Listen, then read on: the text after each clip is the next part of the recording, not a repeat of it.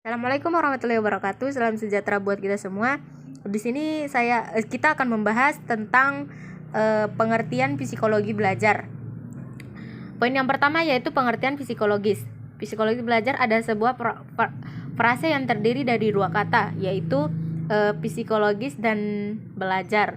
Psikologis ini berasal dari bahasa Yunani yaitu psik yang berarti jiwa dan logos yang berarti ilmu. Jadi secara harfiah psikologis berarti ilmu tentang jiwa atau ilmu jiwa. Poin yang kedua yaitu pengertian belajar. Belajar adalah suatu proses usaha yang dilakukan individu untuk memperoleh suatu perubahan tingkah laku. Yang poin yang ketiga yaitu pengertian psikologi belajar. Jadi di sini pengertian psikologi belajar adalah sebuah disiplin psikologis yang berisi teori-teori mengenai belajar, terutama pengupasan bagaimana cara individu belajar atau melakukan pembelajaran. Poin yang ke B yaitu ciri-ciri belajar. Yang pertama yaitu perubahan yang terjadi secara sadar. Perubahan yang terjadi secara sadar ini berarti individu belajar akan menyadari terjadinya perubahan itu atau sekurang-kurangnya individu merasakan setelah terjadinya adanya sesuatu perubahan dalam dirinya sendiri. Poin yang kedua yaitu perubahan dalam belajar bersifat fungsional. Jadi perubahan dalam belajar sifat fungsional ini sebagai hasil belajar perubahan yang terjadi dalam individu belajar.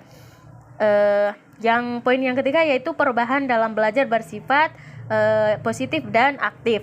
Jadi perubahan dalam belajar bersifat aktif ini yaitu perubahan itu selalu bertambah dan setuju untuk memperoleh suatu hal yang baik gitu. Jadi poin yang keempat, perubahan dalam belajar bukan bersifat sementara. Jadi perubahan yang bersifat sementara atau temporer yang terjadi hanya untuk beberapa saat seperti berkeringat, keluar air mata dan lain sebagainya. Yang poin yang kelima yaitu perubahan dalam belajar bertujuan atau terarah. Karena ini berarti bahwa perubahan tingkah laku terjadi pada tujuan yang akan ingin siswa capai gitu. Baik. Poin yang keenamnya yaitu perubahan mencakup seluruh aspek tingkah laku. Jadi perubahan mencakup seluruh aspek tingkah laku ini perubahan yang memperoleh individu setelah melalui suatu proses pelajaran gitu. Baik, poin yang C yaitu hakikat kesulitan belajar. Poin yang pertama yaitu pengertian kesulitan belajar. Kesulitan belajar merupakan sesuatu bentuk gangguan dalam satu atau lebih dari faktor fisik atau psikisnya yang mendasar yang meliputi pemahaman atau penggunaan bahasa. Yang poin yang kedua yaitu faktor-faktor penyebab kesulitan belajar. Jadi dalam belajar ada faktor-faktor penyebab terjadinya kesulitan belajar. Yang pertama yaitu faktor eksternal, yang kedua faktor internal, yang ketiga faktor sosial. Baik, masuk ke bab 2 yaitu tentang pembagian psikologis belajar. Poin yang pertama yaitu masalah belajar. Jadi di sini pengertian masalah ada yang melihat masalah sebagai ketidaksesuaian antara harapan dengan kenyataan. Ada yang melihat sebagai tidak terpenuhi kebutuhan seseorang, dan ada pula yang mengartikan sebagai suatu hal yang tidak mengenakan. Poin yang kedua yaitu proses belajar. Jadi di sini ada proses belajar. Jadi proses kegiatan belajar mengajar juga berperan dalam menentukan keberhasilan belajar siswa. Yang pertama prosesnya yaitu perhatian dalam proses belajar. Yang kedua memori dalam proses belajar. Yang ketiga elaborasi dalam proses belajar. Yang keempat, berpikir dalam proses belajar. Yang kelima, problem solving dalam proses belajar. Yang poin yang ketiga yaitu situasi belajar. Yang pertama yaitu situasi dalam keadaan lingkungan fisik. Jadi lingkungan fisik merupakan salah satu faktor yang memengaruhi terhadap pembentukan dan perkembangan perilaku individu, baik lingkungan fisik maupun lingkungan sosial. Poin yang kedua yaitu suasana dan keadaan lingkungan non-fisik. Jadi lingkungan non-fisik merupakan perasaan atau pola perilaku seseorang. Misalnya lingkungan yang bersih atau kotor, perasaan bahagia atau sedih dan lain sebagainya. Yang ketiga yaitu suasana dalam keadaan lingkungan sosial. Jadi lingkungan sosial ini merupakan salah satu faktor yang dapat memengaruhi seseorang atau kelompok untuk dapat melakukan sesuatu tindakan serta perubahan-perubahan perilaku setiap individu. Poin yang keempat yaitu suasana dan keadaan lingkungan non sosial. Jadi lingkungan sosial seperti keadaan udara, suhu, cuaca, waktu, tempat atau tempat belajar, alat-alat untuk belajar dan sebagainya.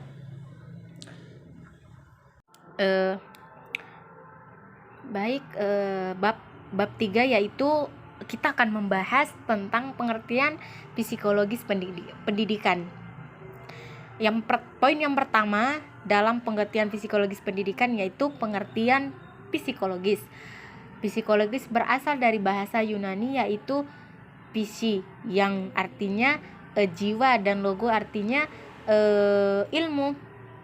Maka secara harfiah psikologi adalah ilmu jiwa atau lebih tepatnya ilmu yang mempelajari tentang gejala-gejala kejiwaan.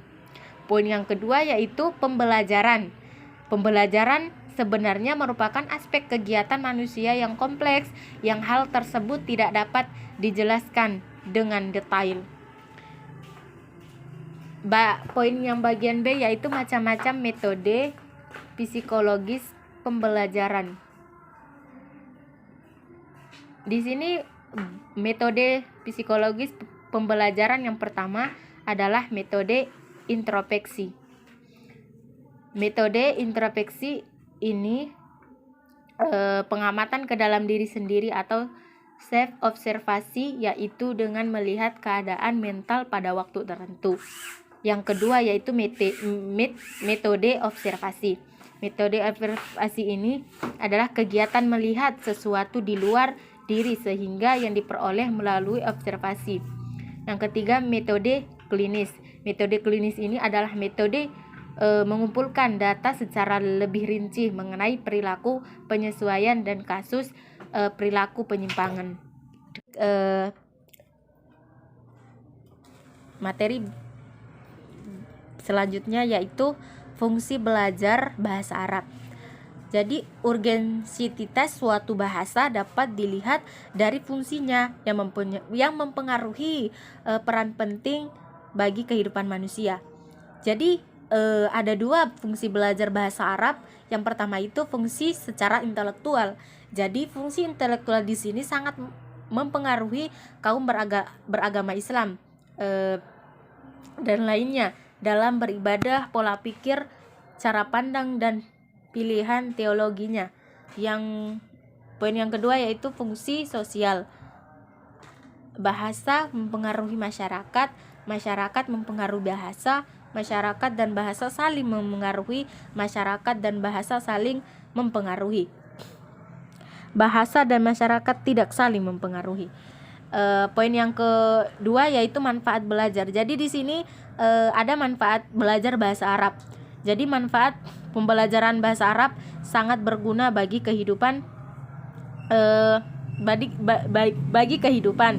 Contohnya dalam membaca Al-Quran. Dengan membaca Al-Quran lah hati kita akan terasa lebih tenang, tentram, damai dan lain sebagainya. Materi selanjutnya kita bahas tentang pengertian psikologis perkembangan belajar bahasa Arab. Poin yang pertama yaitu pengertian psikologis perkembangan belajar bahasa Arab adalah manusia hidup dalam lingkungan bermasyarakat, artinya memiliki sebuah pengaruh pada perkembangan maupun pertumbuhan manusia, yang dimana mulai dari masa perantai hingga diakhiri kehidupannya. Pertumbuhan dan perkembangan manusia meliputi semua aspek yang dibagi dua, pertama fisik, sedangkan kedua non-fisik. Perkembangan dari segi aspek fisik manusia contohnya yaitu perkembangan tinggi badan, berat badan, motorik, atau yang lainnya. Poin yang kedua yaitu perkembangan pada anak. Poin yang pertama yaitu perkembangan bahasa anak. Perkembangan yaitu perihal menuju ke arah dewasa yang bersifat kualitatif akibat dari jalan yang telah dilalui, juga hasil belajar yang tak dapat diukur. Perkembangan juga suatu peralihan intelektual secara berangsur-angsur dalam kurun waktu terbatas. Poin yang kedua yaitu aspek perkembangan bahasa. Yang pertama yaitu kosakata, kedua sintaksi, yang ketiga semantik, yang keempat fonem, yang kelima fonologi, yang keenam morfologi.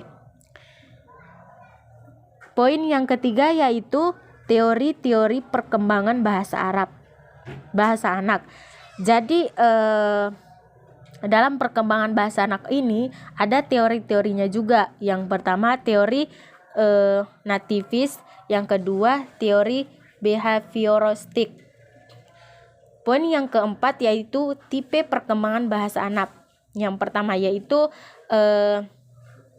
di mana untuk berbicara sendiri seperti ketika merenung dan berpikir. Kedua, di mana digunakan untuk berbicara dengan orang lain dalam berinteraksi untuk mengembangkan kemampuan sosialisasinya. Yang poin yang kelima yaitu faktor yang mempengaruhi perkembangan bahasa anak. Jadi dalam perkembangan bahasa anak ada faktor-faktor yang mempengaruhinya. Yang pertama faktor kesehatan, yang kedua inteligensi, yang ketiga ekonomi keluarga. Baik, di sini materi ke-6 yaitu tentang memperboleh bahasa pertama dan kedua. Poin yang pertama yaitu pengertian akuisi bahasa. Memperolehan bahasa adalah proses manusia mendapatkan kemampuan untuk menangkap, menghasilkan, dan menggunakan kata untuk pemahaman dan komunikasi.